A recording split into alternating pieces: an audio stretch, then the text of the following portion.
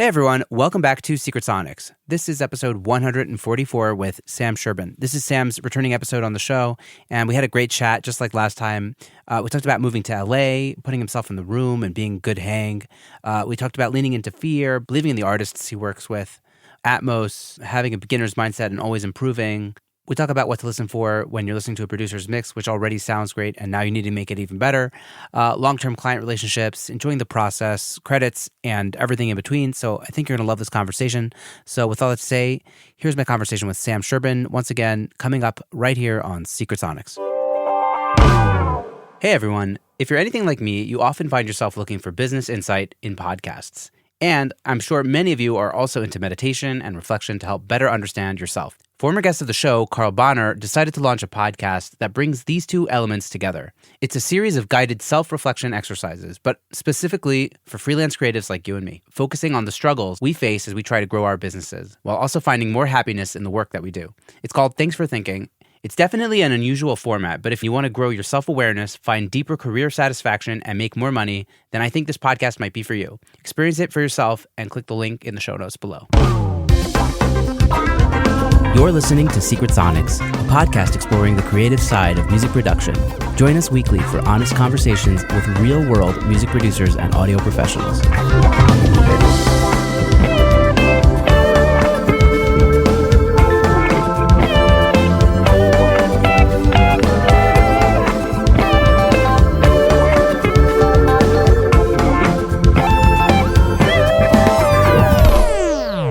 Hello, and welcome back to Secret Sonics. I am your host, Ben Wallach. My guest today is Sam Sherbin. Sam is a mixing engineer currently based out of Los Angeles, California. Sam first appeared on the podcast back in January of 2021.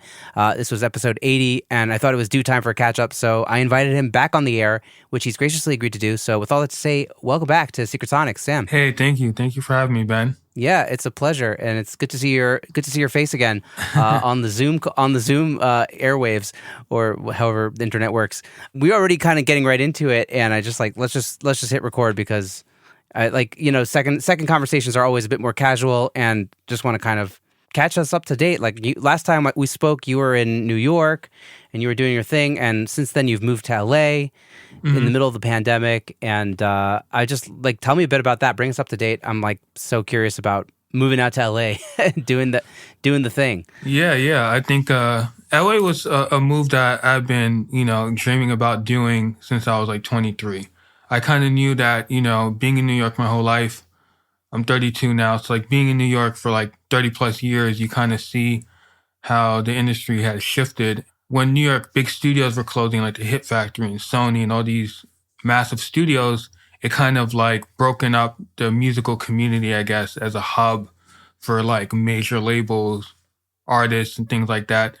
LA just started shifting over and over and just became the mecca for pop music and for popular music, that kind of thing.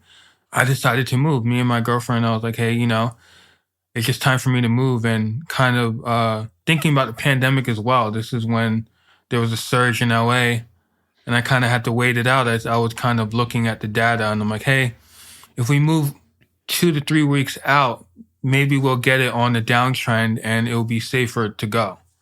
So yeah, we just took that plunge and moved. Yeah, this is before the vaccines even, right? This is Yeah. The vaccines were just starting to roll out. Israel got it super early, so I'd probably already been vaccinated, but most of my friends in New York, in America, had not yet gotten it. Yeah.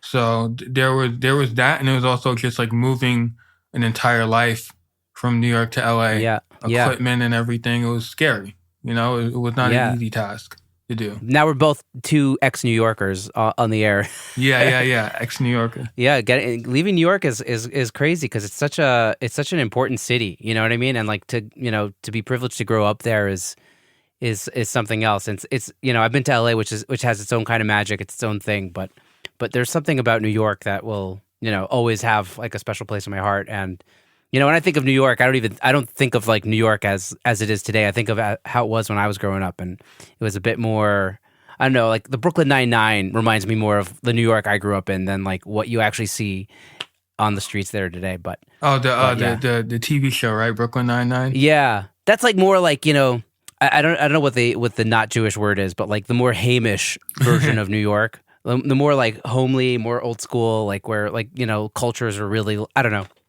like a melting pot, and you know, people were really much like strong in their ethnicities. And Yeah. It's funny because one of my great clients, Phil Augusta Jackson, wrote for Brooklyn Nine-Nine. So like, oh yeah, that shows is. I haven't actually seen it in, I don't know, maybe 5 or 7 years or something, but Yeah, it's but it's a good show. it reminded me of like my childhood Brooklyn, not like Yeah, my Brooklyn that I grew up in was like my babash's Brooklyn, like, you know, Russian, Jewish, that kind of Brooklyn.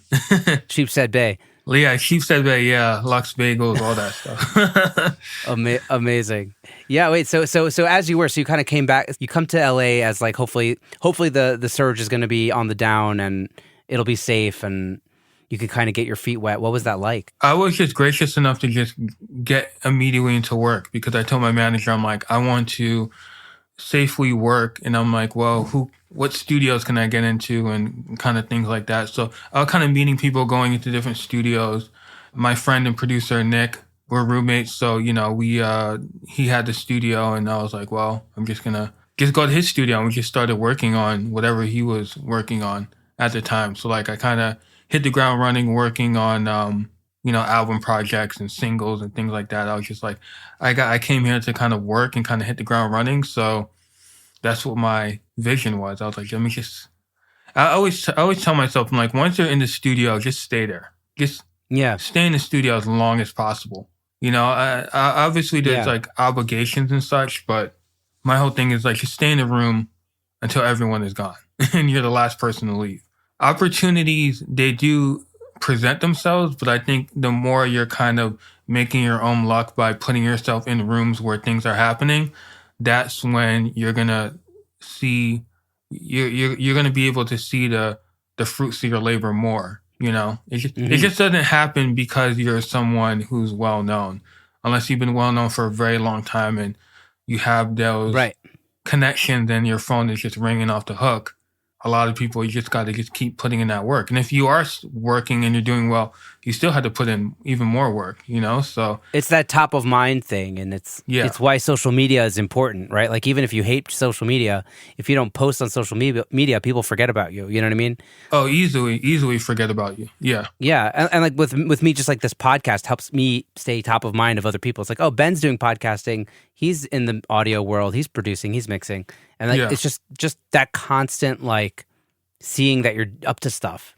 And same thing in the studio. It's like it's almost like that old school approach of like just being in the studio with when everything is happening, and eventually that kind of, you know, help you stair step, so to speak. Like I think like from what I've been told happened in like the 80s and the 90s and, you know, back in the glory days where, you know, if you were around and you were working, then eventually you were asked to do something else. Yeah. I think I saw a little bit of that, like during when I was in New York assisting. Like if you know, in the studios, everyone was coming in. Like Stuart White was mixing stuff, and Russ Alvado was mixing, and like Chris Cody was mixing, like TV on the radio, like sitting on the couch, like in the Lower East Side. So like I definitely understand how and quickly that happens, especially if you're in a really good poppin' studio. If you're at Electric Lady, people are going to come every single day, and you're just happen to be a part of that. And then they'll see your face over and over again. And it's about relationships at the end of the day. They'll say, you know, what's their name? Who are you? What do you do? And you kind of just show and prove, you know? Yeah, I'm cool. I'm a good hang. I know what I'm doing. Yeah, even if you don't know what you're doing and you're a cool hang, they're going to just keep you around and you'll just learn. I mean, everything in this job is you could learn. But what you can't really learn is like, you know, you could learn people skills and things like that, but being a good hang and just being someone that's likable, I hear that over and over again, and I was like, now I get it. Because obviously if you're in a room with people, you want to be in a room with people that you like. If you're in a room with people who are not making it fun, it becomes a very long, drawn-out process. And the best music isn't made that way, right? It's interesting you say that. Like, I interviewed a guy named Andy Reid out of Michigan, and he was telling me how like he just makes sure his clients have like the best time at his studio, and he just like emphasizes the experience of being in the studio and making your record. And I really like took that home because it's like, I'm working with these artists and they may make it or they may not make it, but like they're always going to remember that time that they were in the studio making the record, and it's an important experience and something that they want to remember as having been an awesome experience. And so just like prioritizing making it an awesome experience for the artist that you're working with is like, like kind of like you're talking about, like it's just so important to like everybody have a good time while this is happening, because that's it's obviously it will help the art, but it's beyond, it kind of transcends the art of just like, wow, look what we're doing. This is so fun, If you go to a restaurant and the food is amazing, but like, the waiting staff could be rude or like whatever. It could be, a lot of things can shape someone's holistic experience when it comes down to something. So it's like, you can go to a restaurant and the waiting staff is amazing, but the food isn't good. It's like there's like many reasons why someone comes back to someone for business. Even someone could be an excellent mixer, but could be very difficult to deal with. And they say, you know what? It's not worth the trouble. You know what I mean? It's like, just because you're skilled and you're talented doesn't mean that you're just automatically just going to get business off of that. Like there's a lot of people who are skilled and talented and they still lose mixes, like you could, this business is so much more than what we do. And, not a lot of people talk about that. People talk about techniques. People talk about presets and plugins, and those things matter. But like at the end of the day, like you have to make someone happy, and there's no like template for that. There's no like, oh, let me watch a video and they'll tell me how to deal with client XYZ. That's like when I had my space. I'm like, I don't want to have like a dark studio. Like I want to have like plants here, and I have like a fragrance collection, and they could smell that. I just wanted something more homey, more lively, natural light, just to make it so that it doesn't feel like a daunting experience. Because I've been in studios where it just feels like you're on the clock all the time. Like the artist is looking around and they're like, hey, okay, let's start going because this is costing X amount per hour. You know what I mean? That kind of feeling. It's not like, I love like the studios that just look like someone's house or something, like a loft or whatever, like it takes the intimidation out of it, Yeah, it takes the edge off. Yeah. Yeah, that's totally cool. I'd love to hear a bit more about, first of all, that's just like a great insight and it's so important. And yeah, it's not just the product, right? It's not just the skills. Yeah. But let's get, I want to get more into the LA thing. I don't even know if you kind of said like why now? Like, why am I going to LA? It's been 9 years. I've been dreaming of this. Like, what was that moment of like, let's just do this? I just wanted to take my career to the furthest possible route. Like I felt like LA, there's no ceiling, like LA. Yeah. You could do as much as you want to do. And you just gotta, everyone says, oh, you gotta work hard. Like obviously you have to work hard, but you have to be cool. You have to be composed, and I feel like you got to have something to offer.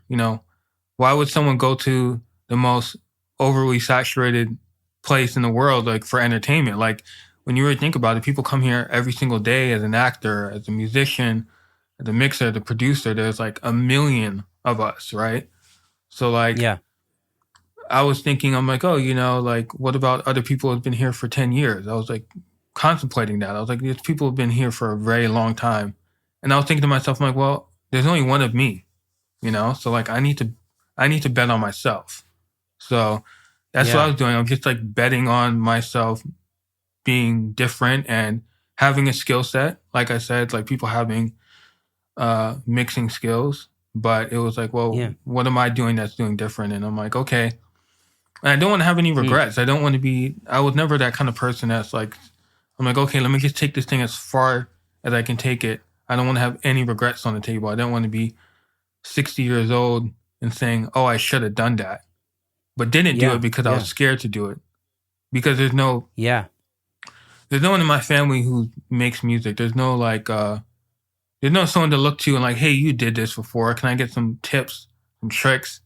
Even people that have done the move, like they've not necessarily done the move at the same time during Corona, or they may have done it 10 years ago. And they're like, LA was very different 10 years ago. So Right.